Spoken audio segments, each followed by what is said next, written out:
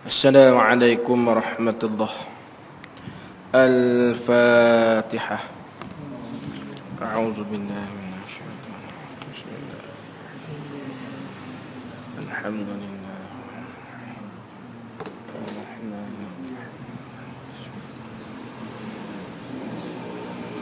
Iyyaka na'budu wa iyyaka nasta'in. Shiratal ladzina غير المغضوب عليهم آمين. اللهم اجعلنا ثواب ما قرانا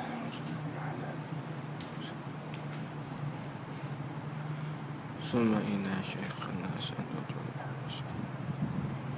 ثم إلى روح الشيخ داود القطاني ثم إلى روح الإمام الشافعي. Alhamdulillahi Rabbil Alamin. Wassalatu wassalamu ala Rasulil Amin wa ala alihi wa sahbihi ajma'in. Subhanaka la ilma lana illa ma 'allamtana innaka antal alimul hakim. Rabbi shrah li sadri wa yassir li amri wahlul 'uqdatam min lisani yafqahu qawli. Wala hawla wala quwwata illa billahil 'aliyyil 'azim. Qala syekhul muallifu rahimahullahu ta'ala wa nafa'ana bi'ulumihi fid daraini amin ya rabbal alamin. Kita sambung muzakarah kitab Munyatul Musalli pada muka surat 2, iaitu sambungan pada kata wa ba'du fa'lamu ya ma'asyaral muslimin. Situ.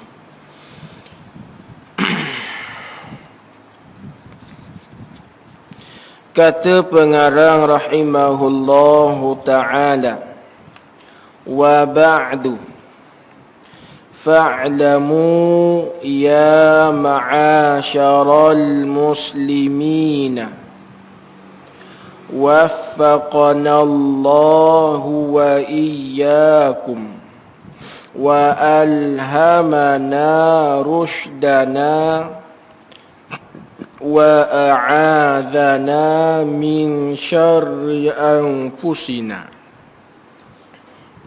Itu sambungan.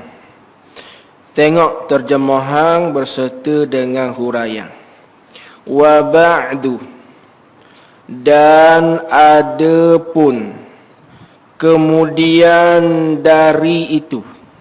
Haknaknya kemudian daripada itu. Hak Jawi itu dikata kemudian dari itu hak Jawi. Haknaknya kemudian daripada itu. Haknak.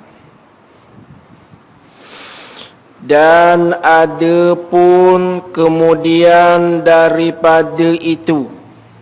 Kemudian daripada mana? Kemudian daripada basmalah. Kemudian daripada hamdalah. Kemudian daripada selawat dan salam. Kemudian daripada hak tu. Dan adapun kemudian daripada itu. Kemudian daripada mana? Kemudian daripada pengarang memulakan dengan basmalah.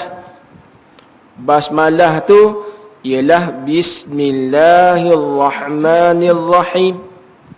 Kemudian daripada pengarang memulakan dengan hamdalah.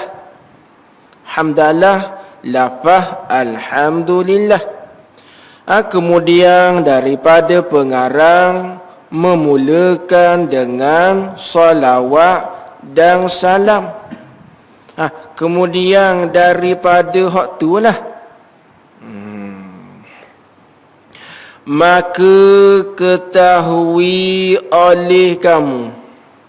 Maka ketahui, yakni maka hendak ketahui. Nak gitu. Maka hendak ketahui oleh kamu. Hak tu terjemah pada kata fa'lamu. Maka hendak ketahui oleh kamu. Siapa kamu? Hei segala orang yang muslimin. Segala orang yang muslimin, yakni segala orang yang Islam. Hendak ketahui oleh kamu, hei segala orang yang muslimin, segala orang yang Islam. Kena tahu apa? Tidak ayat lagi. Kemudian pengarang mendatangkan pula, dikata begini, telah memberi faham akan kami dan akan kamu Allah Subhanahu wa ta'ala. Tak faham tu? Tulis sikit. Pada kata telah memberi faham akan kami dan akan kamu Allah Subhanahu wa ta'ala. Tulis sikit. Tulis. Baik.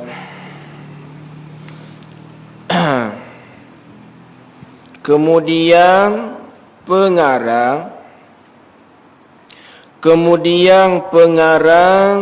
mendatangkan pula. Kemudian pengarang mendatangkan pula jumlah du'aiyah, dipanggil. Kemudian pengarang mendatangkan pula jumlah du'aiyah. Apa jumlah du'aiyah?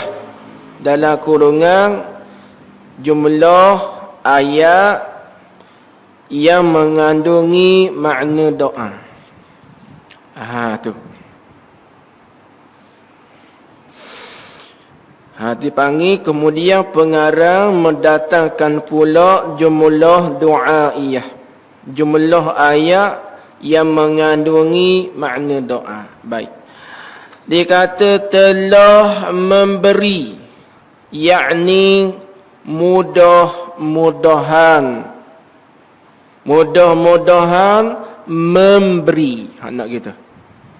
Telah memberi, yakni mudah-mudahan memberi.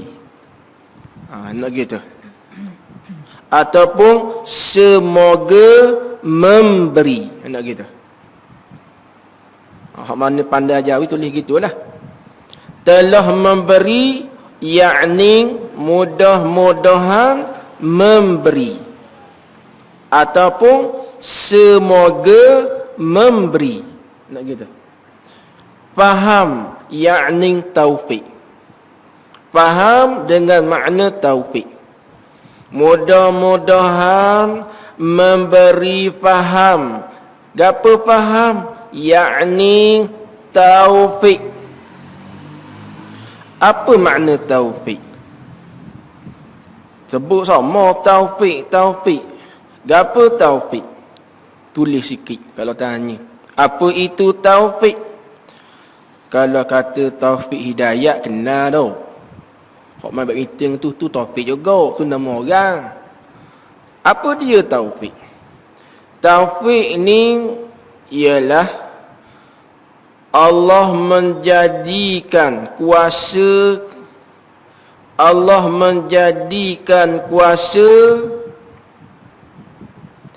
pada melakukan taat. Itu taufik.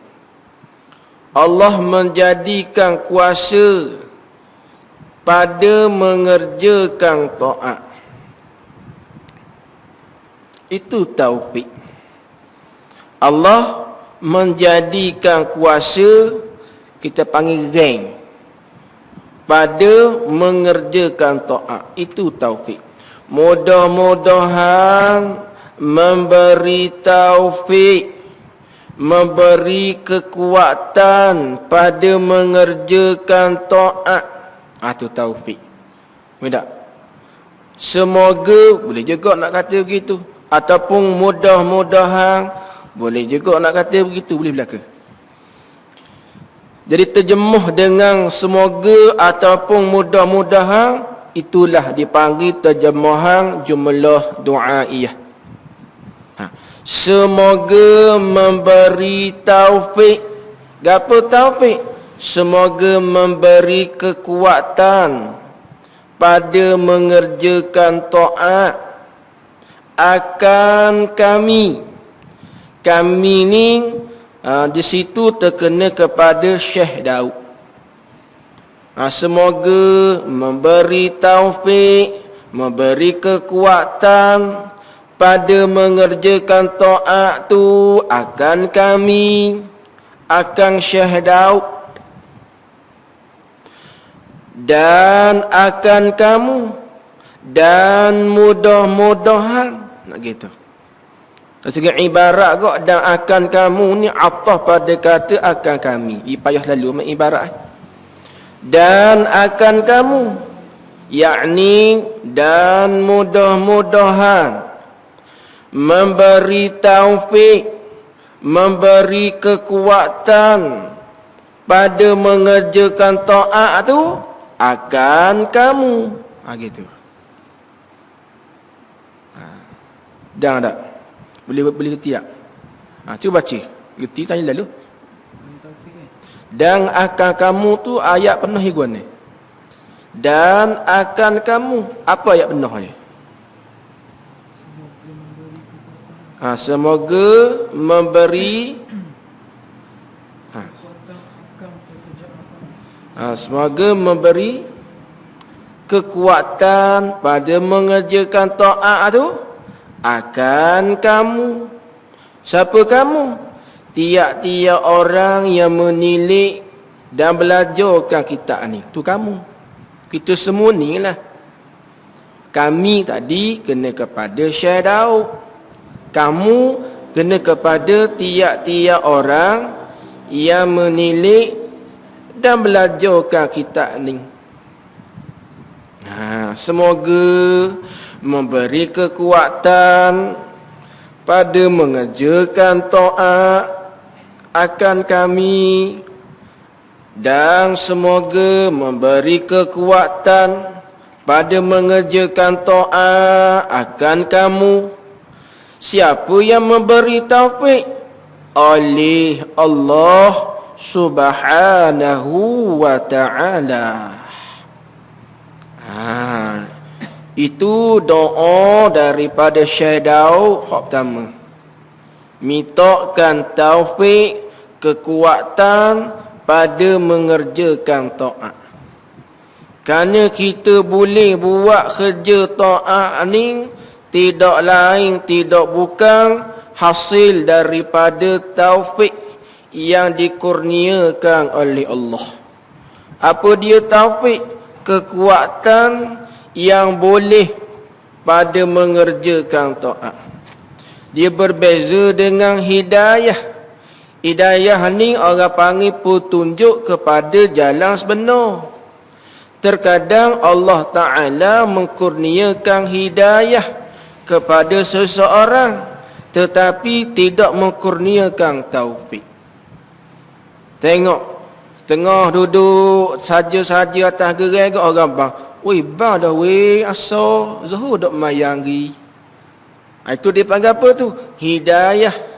Tuhan tunjuk kepada jalan sebenar. Dapat dia bangun dok daripada gerai gi sejik. Dok situ, Tuhan tak beri taufik. Tak ada kekuatan untuk mengerjakan taat. Tuhan ada ui ke dia? Orang gagah sangat dengar cerita main jin sokmo. Siapa 20 kilo akak barang. Tapi nisbah untuk kerja taat tu hendak beri kekuatan. Tak ada taufik dia panggil. Sebab tu kita ni dalam apa jua pun amalan, selepas daripada buat apa-apa, kita minta dengan Allah. Yang pertama, mintakan supaya Allah Ta'ala kurniakan kepada kita taufik. Tu nikmat paling besar sekali. Kalau Tuhan tak beri taufik, maka kita semua ni tak boleh buat amal ibadat. Tak ada kekuatan untuk amal ibadat. Kita boleh bangun, boleh berjalan, pergi surau sejik, boleh buat amal taat. Itu taufik yang dikurniakan oleh Allah Subhanahu wa ta'ala. Itu doa Syekh Daud pertama. Minta kepada Allah supaya memberikan kekuatan pada mengerjakan taat. Satu. Itu doa Syekh Daud yang pertama. Dan mengilhamkan kamu, gitu. Kita kamu. Mengilhamkan kamu ke kami, kita tulis. Kita tu. Kamu baik. Dan mengilhamkan dan mudah-mudahan. Nak gitu. Dan semoga mengilhamkan kamu, yakni akan kami. Maknanya. Mungkin disilap cetak tu. Maknanya akan kami. Nah, dia kat situ kamu lah. Tulis situ mudah-mudahan yang sebetulnya akan kami. Dia kalau silap cetak, jangan pergi robah, jangan pergi coreng cetak orang. Itu beradat dengan kitab pula tu. Jangan ambil coteng, jangan. Dia kitab pun dia ada adab. Dan antara adabnya, jangan kita coteng kitab orang. Kok salah tu. Bukan salah pengarang, salah cetak. Dan mudah-mudahan mengilhamkan akan kami. Kami tu Syekh Daud lah. Dan kamu. Dan mudah-mudahan mengilhamkan akan kamu. Siapa kamu? Tiap-tiap orang yang menilik dan yang belajarkan kitab ni. Ilham ke apa? Mengilhamkan cerdik. Cerdik dengan makna petunjuk. Mudah-mudahan mengilhamkan akan kami. Dan mudah-mudahan mengilhamkan akan kamu. Mengilhamkan pertunjuk. Mengilhamkan pertunjuk oleh Allah Subhanahu wa ta'ala. Itu doa Syekh Daud yang kedua. Mudah-mudahan Allah mengilhamkan akan kami. Dan mudah-mudahan mengilhamkan akan kamu tu petunjuk. Yang kita panggil hidayah. Itu petunjuk.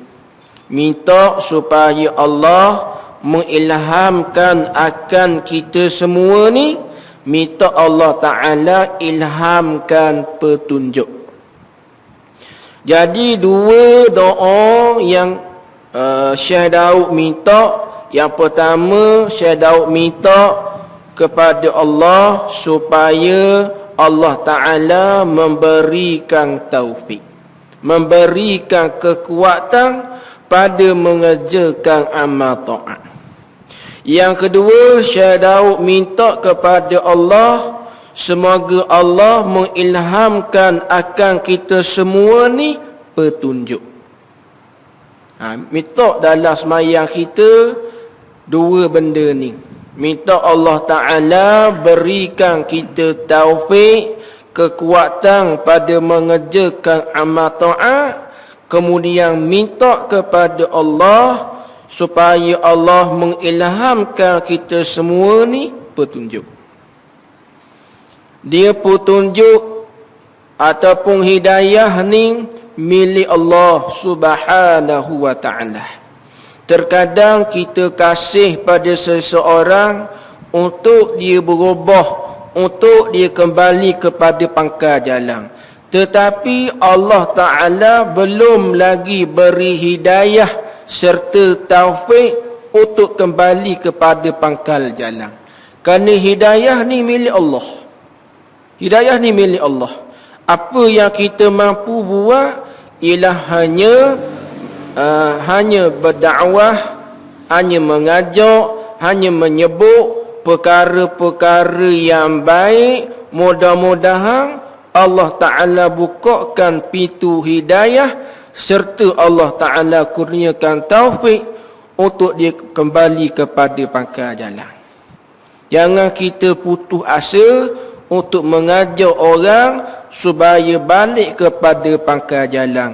Kerana hidayah, petunjuk dan juga taufik adalah milik Allah Subhanahu wa ta'ala. Ajak orang berbuat baik, jangan ada sifat putus asa. Teruskan ajak.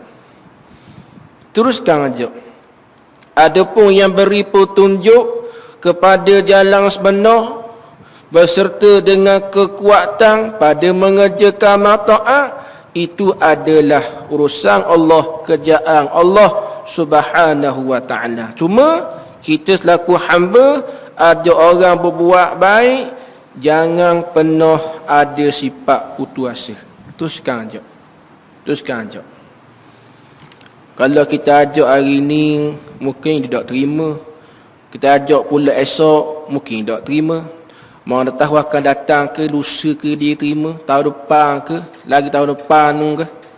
Nak tahu? Teruskan ajak. Teruskan ajak. Sebab itulah ini antara sifat Nabi SAW.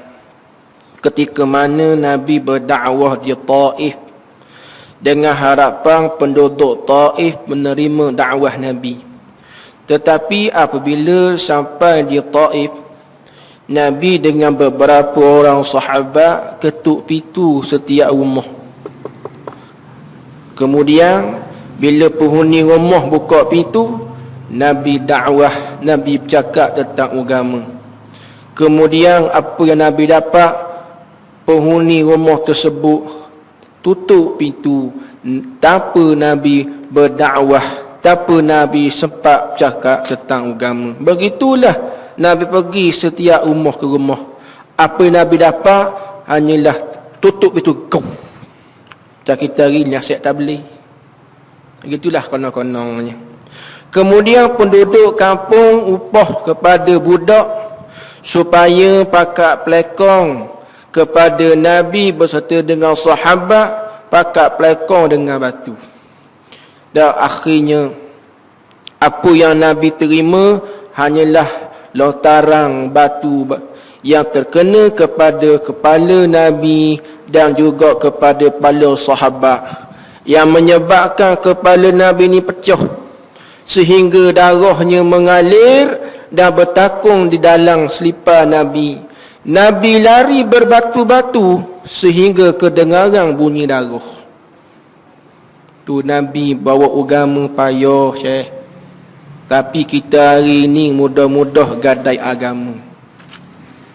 Nabi siapa lagi kedengaran darah dalam kitab sirah. Dan Allah Ta'ala berfirman, andai kata darah kekasihku Nabi Muhammad gugur di atas bumi, nescaya aku akan hancurkan sekalian bumi. Dengan balas tu Tuhan berfirman, malaikat pun cepat-cepat pergi sambut darah. Lalu malaikat yang menjaga gunung ganang, bukit bukau menawarkan kepada Nabi, ya Rasulullah, kalau kamu berkehendak untuk aku lepaskan gunung bukit bukau ni kepada orang Taif, penduduk Taif, ya Rasulullah, aku sanggup. Tapi apa Nabi jawab? Jangan. Sesungguhnya penduduk Taif itu orang yang tidak ketahui. Kalau kita lepas gunung ganang bukit bukau, maka punah anak benih yang di dalam tulang sulbi mereka itu. Mana tahu benih-benih akan datang mereka ni, anak cucu mereka ni kelak akan datang terima Islam. Tengok Nabi balas dengan kebaikan. Nabi mendoakan kepada Allah supaya Allah memberi hidayah petunjuk kepada penduduk Taif kepada jalan yang sebenar. Walaupun Nabi sendiri, Nabi kasih kepada toki dia, pak saudara dia, tapi Nabi tak boleh memberikan taufik untuk masuk Islam. Akhirnya Allah Ta'ala sebut dalam Quran, innaka la tahdi man ahbabta walakinna Allah yahdi man yasha. Bahawasanya engkau ya Muhammad tak boleh beri petunjuk kepada mereka orang yang kamu kasih. Tak boleh beri petunjuk kepada orang yang kamu kasih. Walakinna Allah yahdi man yasha. Akan tetapi akulah yang memberi petunjuk hidayah kepada mereka orang yang aku nak. Tugas kita hanya menyebut, hanya mengajak seseorang kepada kebaikan. Adapun mereka nak menerima ataupun tidak, hidayah taufik milik Allah. Cuma Allah Ta'ala ajar kepada kita, bila nak ajar seseorang kepada jalan agama, ud'u ila sabili rabbika bil hikmati wal mau'izatil hasanah. Allah Ta'ala ajar kepada kita cara untuk ajar orang balik kepada agama. Allah Ta'ala suruh gunakan hikmah. Kalau bercakap, biar bercakap yang hikmah, percakapan yang cerdik. Yang kedua, wal mau'izatil hasanah, dan gunakanlah nasihat-nasihat yang baik yang tidak memberi kesan luka pada hati seseorang tu. Nak ajar orang, jangan peli orang tu. Kadang-kadang niat comel dah nak ajar orang buat baik, tapi pergi sindir. Berakhir tak? Orang nyekik. Demo ni duduk gini, Allah besar lah kedah, kaki nak mati tak sedar diri, mari surah. Apa? Sindir. Memang niat comel aja bagi surah sejik, tapi dari segi lapah sebutan nasihat tu berbentuk menyindir. Orang berakhir tak? Mugi asal aku tak apa lah. Nak marah lah. Sebab kita gunakan nasihat lah bentuk sindir. Nak ajak orang buat baik, guna nasihat. Wal mau'izatil hasanah, nasihat yang baik yang tak memberi kesan luka pada hati seorang tu. Ini cara kita nak berdakwah, ajak orang buat baik. Bukan hanya dengan suara, tetapi sekarang kita sebarkan dakwah melalui media massa, dalam Facebook, dalam WhatsApp, semua boleh. Gunakan perkataan nasihat yang baik untuk ajak orang balik kepada pangkal agama. Kerana apa? Tugas kita hanya mengajak, hanya menyebut perkara yang baik, hidayah taufik milik Allah. Maka minta kepada Allah. Lepas kali kita semayang, minta Allah kurniakan kepada kita taufik, kekuatan pada mengerjakan amal ibadat, serta Allah Ta'ala kurniakan kepada kita petunjuk. Ingat dua benda ni, jangan tinggallah semayang. Minta kekuatan pada mengerjakan ibadat. Yang kedua, minta petunjuk.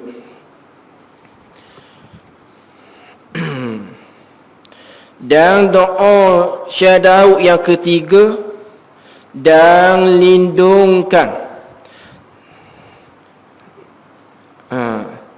dan lindungkan, yakni dan semoga, ataupun dan mudah-mudahan, lindungkan, nak gini, dan mudah-mudahan lindungkan ia Allah tu akan kami. Nak gitu.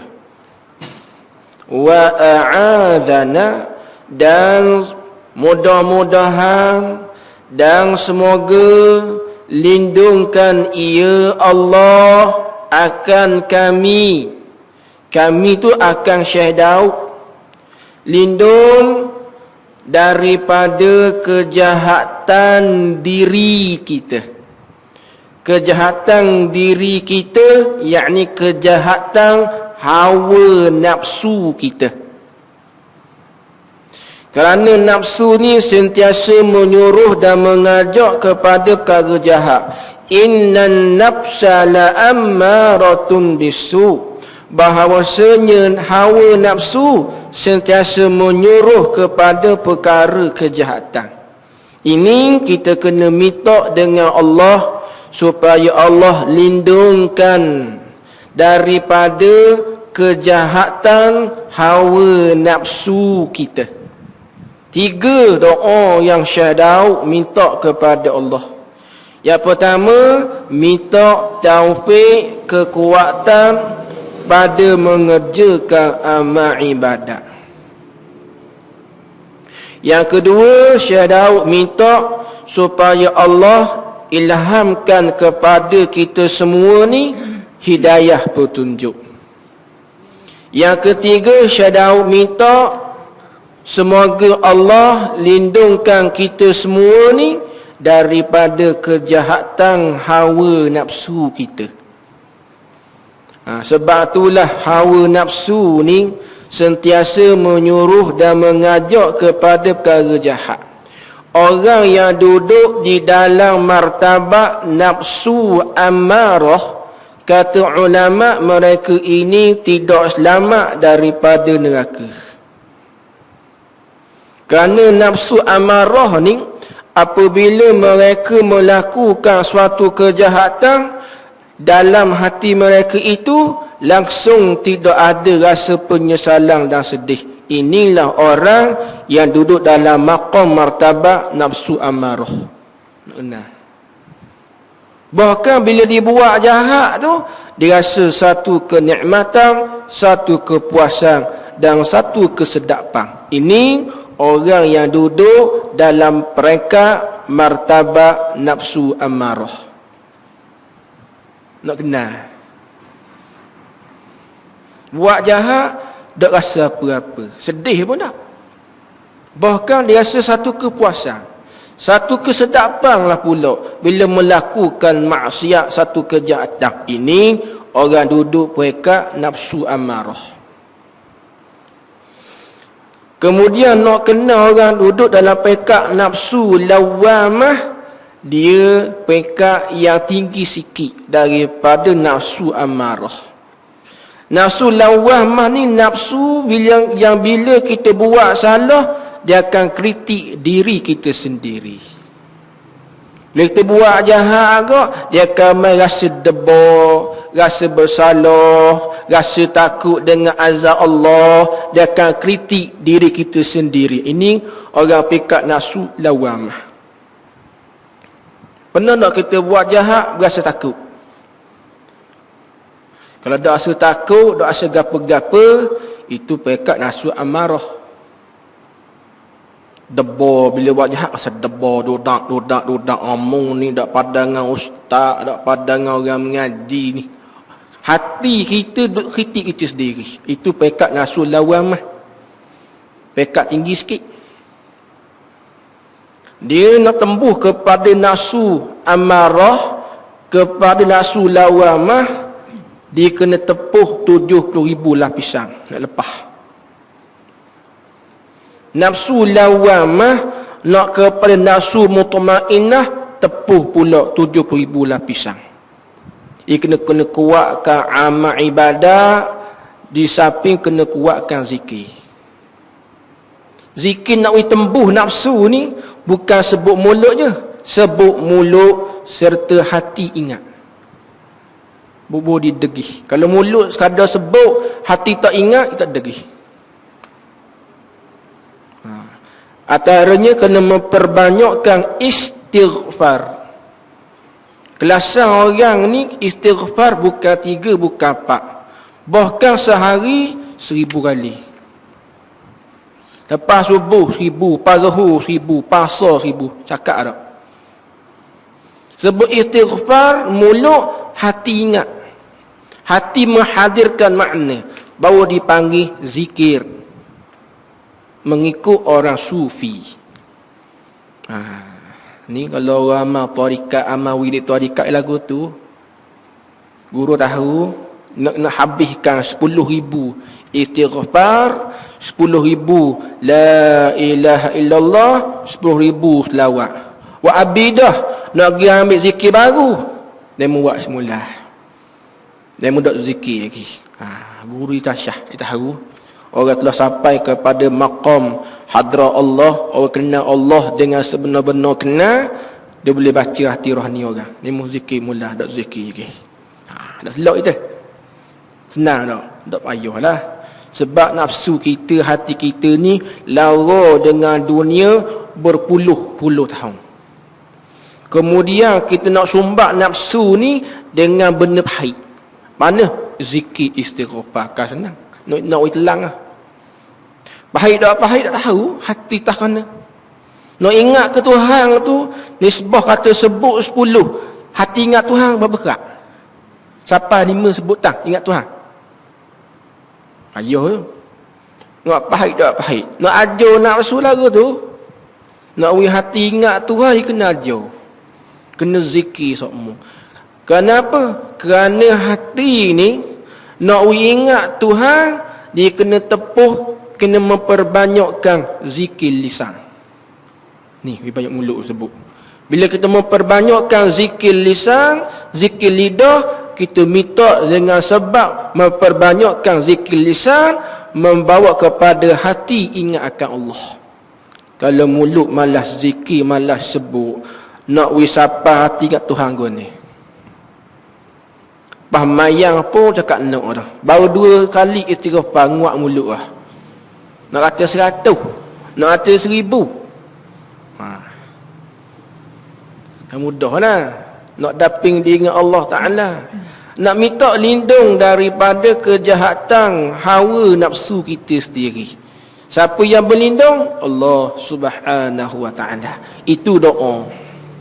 Baik. Maka syahadat kata, maka hendaklah ketahui oleh kamu. Tahu apa? Ni.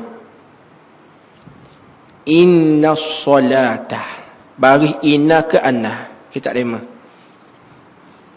Hak naknya anna solata. Bari atas. Anna solata. Ta'wi lapah anna solata. Ta'wi lapah anna solata dia jadi maf'ul pada kata fa'lam. Kalau kaji nahwu, maknanya anna solata imaduddini wa ajallu mabanil islamil khamsi ba'da syahadataini. Baik, tengok atas dulu. Maka hendak ketahui oleh kamu. Tahu apa? Ni bahawasanya, yakni akan bahawasanya, nak gitu. Pasal itu akan bahawasanya sembahyang 5 waktu itu tiang agama, yakni tiang bagi agama. Nak gitu. Maka hendak ketahui oleh kamu. Tahu apa? Akan bahawasanya sembahyang 5 waktu itu imaduddin, tiang bagi agama.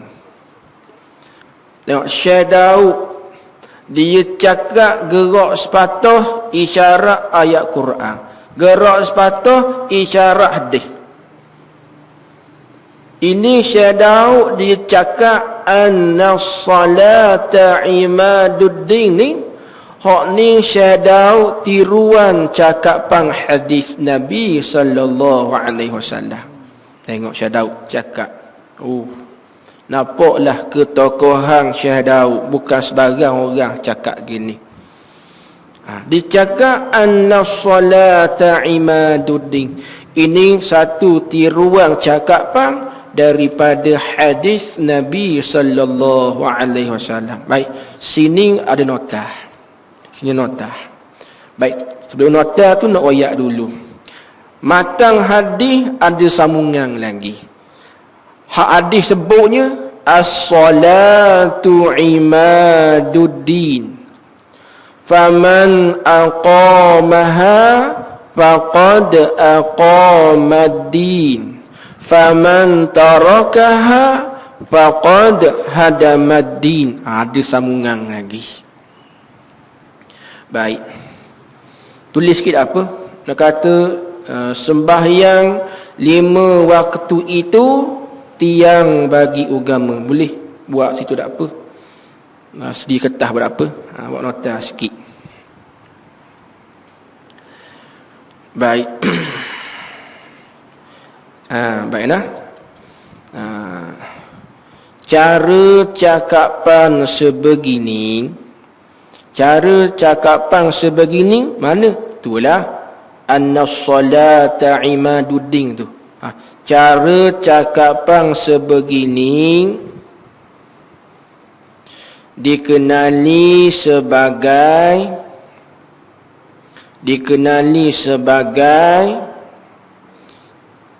iqtibas. Alif, qaf, ta, ba, alif, sin. Ejaan Melayu I, Q, T, I, B, A, S. Iqtibas. Apa iqtibas?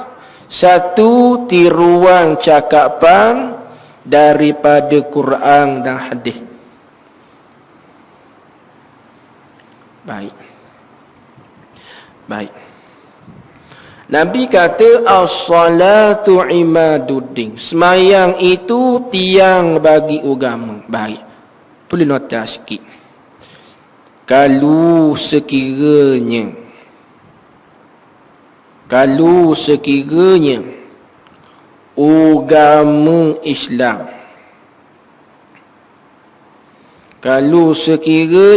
agama Islam, kita nisbahkan seperti sebuah bangunan. Kalau sekiranya agama Islam, kejap sangat rasa. Baik, sikit lagi. Kita nisbahkan seperti sebuah bangunan. Maka sembahyang itu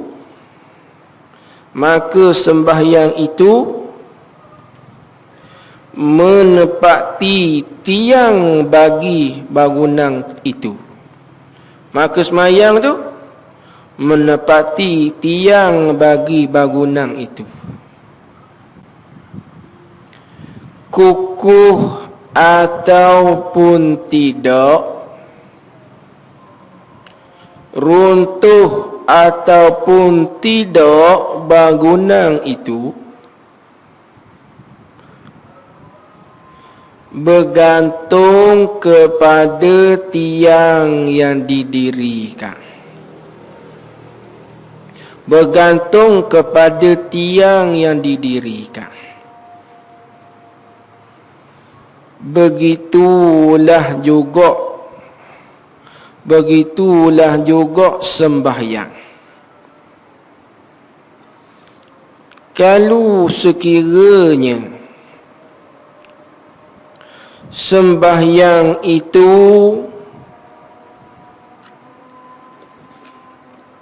tidak sempurna dan penuh dengan cacat celah, maka mudahlah seorang itu terjerumus kepada maksiat dosa.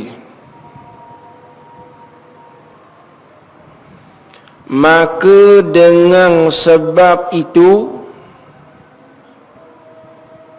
seorang itu jauh dari rahmat Allah, dan jauh daripada pertolongan Allah. Habis. Allah bang tu.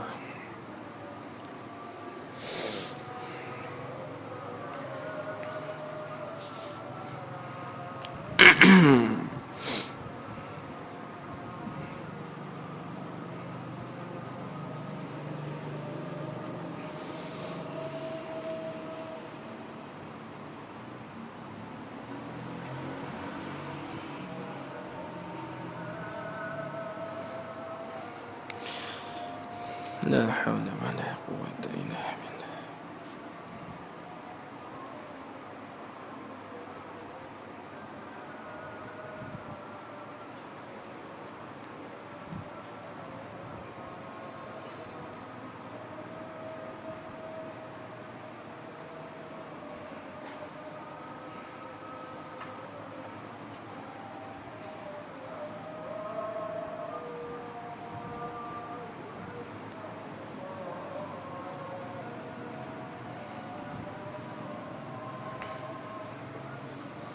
Allah.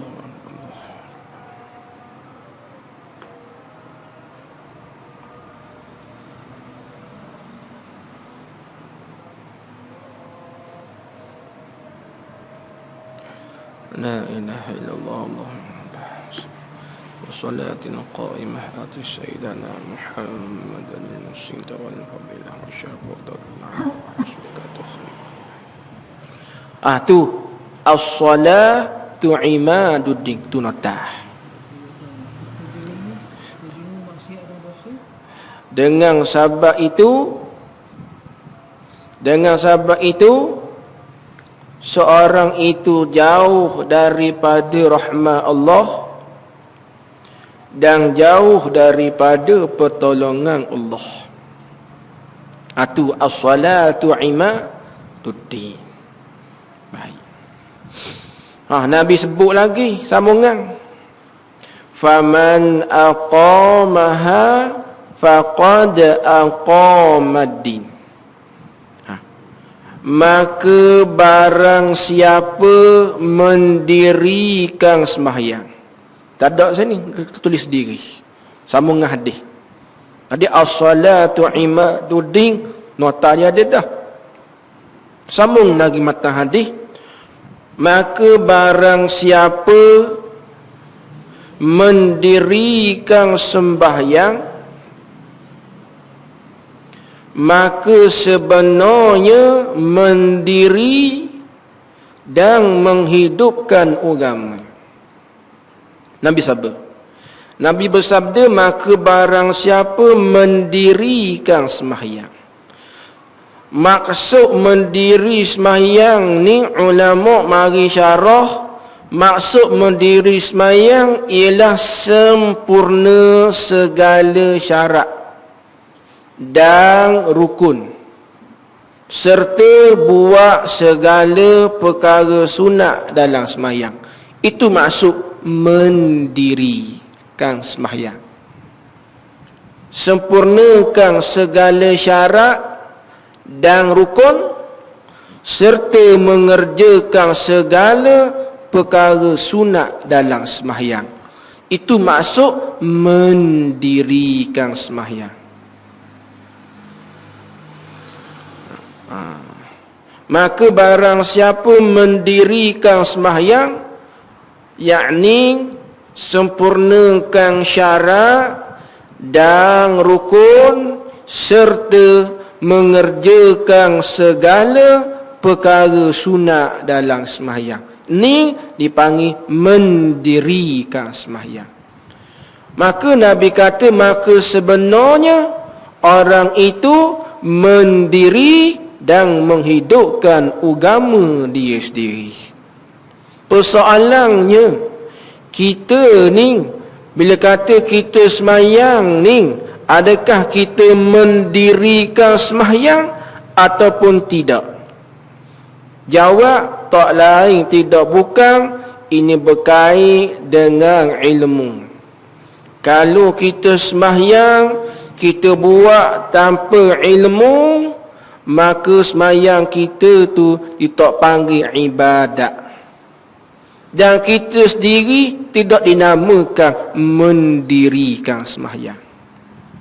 Ni kena sambung semula, perbahasan dan huraiannya panjang. Kerana kita bimbang termasuk dalam golongan faman tarakaha, barang siapa yang tinggal sembahyang. Masuk tinggal sembahyang ni hak kita bimbang, kita ni tak penuh tinggal sembahyang, gi surah sejik sokmo, tetapi hakikat sembahyang kita tidak sah. Dipanggil orang ini termasuk golongan tinggal sembahyang juga, maka Nabi katakan datang faqad hadamadin, maka sebenarnya orang ini orang yang merutuh dan merobohkan agama dia sendiri. Ni orang yang lebih jahat daripada Zionis, daripada Israel jahat. Kerana Zionis Israel hanya merutuhkan sejik, tapi orang yang tinggal sembahyang bukan dirutuh sejik, tapi dia merutuhkan agama dia sendiri. Tak ada adalah orang paling jahat atas muka bumi ialah orang yang tinggal sembahyang. Yang takut sangat kita dah penuh tinggal sembahyang, tetapi sembahyang kita tidak sah. Itu pun dikatakan orang yang tinggal sembahyang. Dalam sedar tidak sedar kita pergi rambak agama kita sendiri. Sedar tidak sedar kita orang jahat, lebih jahat pada Zionis dan Israel lagi. Ini persoalan ilmu akan datang kita sambung pada kata as-salatu imaduddin. Panjang lagi perbahasan. Nak baca saja boleh. Dah kita baca surat khabar, baca tak ada salah, dah khotang lah. Nah, 2 tahun khotang baca gitu. Itu boleh ngajar lah. Boleh ngajar dah. Baik, insya-Allah kita sambung semula pada minggu hadapan. Bismillahirrahmanirrahim. Allahumma fa'bi ma'alamtana wa 'allimna bima yanfa'una. Rabbana zidna 'ilman nafi'a wa sallallahu ala sayyidina Muhammad wa ala alihi wa sahbihi wa sallam. Walhamdulillahi rabbil alamin. Assalamualaikum warahmatullahi. Assalamualaikum warahmatullahi.